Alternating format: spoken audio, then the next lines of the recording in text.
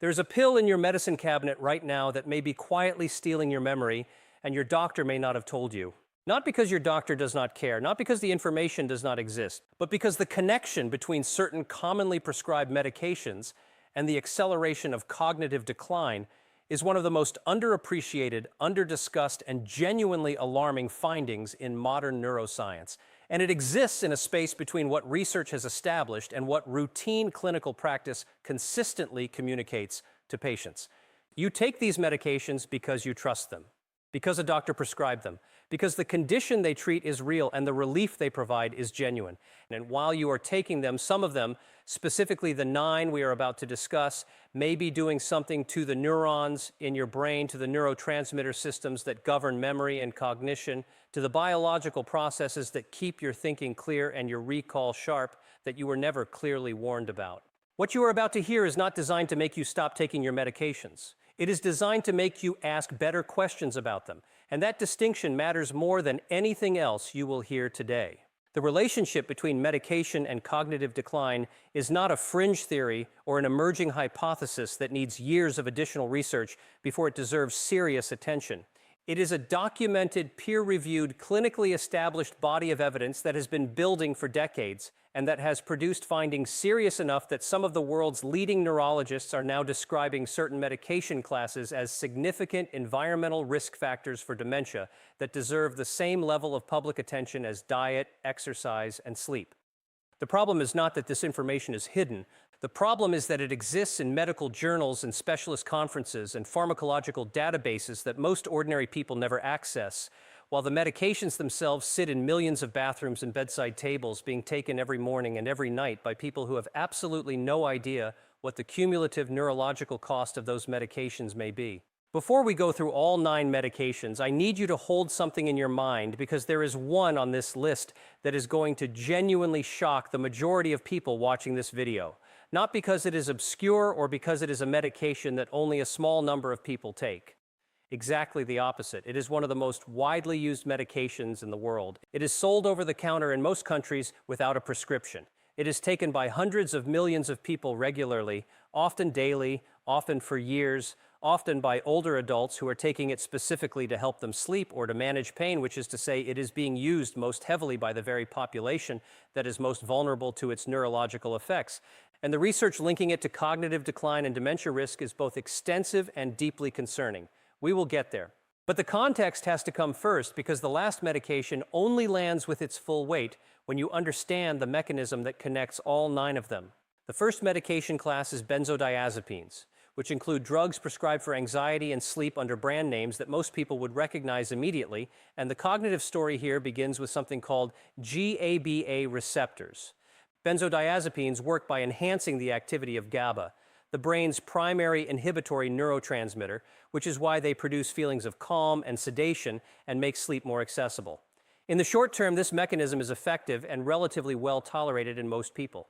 The problem that emerges with long-term use, particularly in people over 60, is that the chronic enhancement of GABA activity begins to alter the sensitivity of the receptors themselves, producing changes in brain chemistry that persist beyond the period of medication use and that are associated with measurable impairment in memory formation, processing speed, and executive function.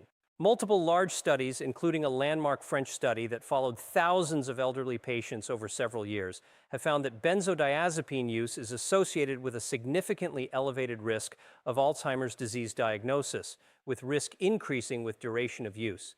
The brain that has been sedated for years begins to lose the specific sharpness that sedation suppresses, and the loss does not always fully reverse when the medication stops.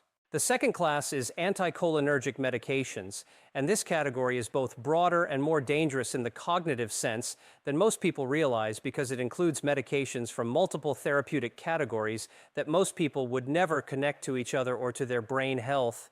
Anticholinergic drugs work by blocking the action of acetylcholine, a neurotransmitter that plays a central role in memory formation and cognitive processing. They are found in certain antihistamines, certain bladder medications, certain antidepressants, certain antipsychotics, certain medications for gastrointestinal issues, and certain over-the-counter sleep aids. The cumulative anticholinergic burden, meaning the total blocking effect on acetylcholine activity when multiple medications with anticholinergic properties are taken together, as many older adults do, is now understood to be one of the most significant pharmacological risk factors for dementia that exists in the current medication landscape.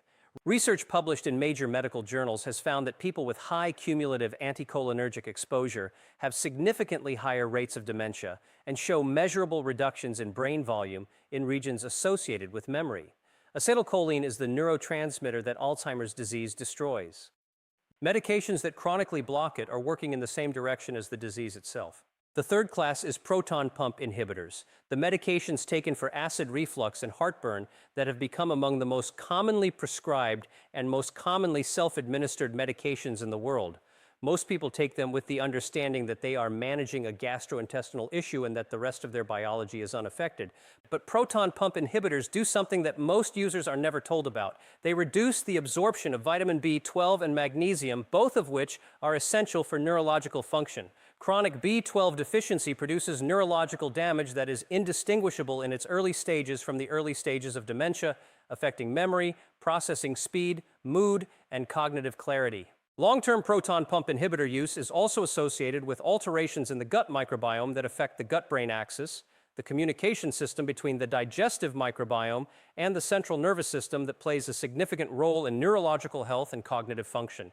Studies have found associations between long-term proton pump inhibitor use and elevated dementia risk, particularly in older adults who are already at higher baseline risk.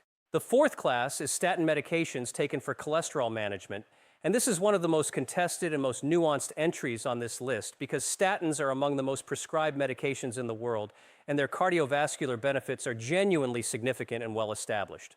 The cognitive concern with statins arises from their effect on cholesterol synthesis in the brain.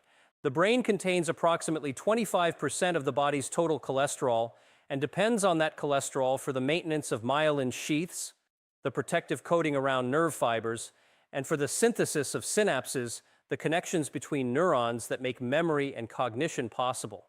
When statins cross the blood-brain barrier, which lipophilic statins do more readily than hydrophilic ones, they reduce cholesterol synthesis in brain tissue in ways that can impair synaptic function and myelin maintenance. The clinical picture is complex because the cardiovascular protection statins provide may, in some populations, offset cognitive risks, but the reports of cognitive side effects, including memory problems and mental confusion, are documented in the literature and acknowledged by regulatory agencies, and the question of which patients are most vulnerable and at what doses remains an active area of research that deserves more transparency in clinical conversations. The fifth class is sleep medications beyond benzodiazepines, specifically the Z drugs, including zolpidem, sold under brand names widely recognized by anyone who has ever been prescribed something for insomnia. These medications produce sleep by acting on some of the same receptor systems as benzodiazepines and carry similar concerns regarding cognitive effects with long-term use. Studies have found associations between regular Z drug use and increased dementia risk, and the mechanism involves both the direct effects of the drugs on neural function and the indirect effects of suppressing the natural sleep architecture that the brain depends on for the glymphatic clearance of amyloid beta, the protein whose accumulation is a central feature of Alzheimer's disease pathology.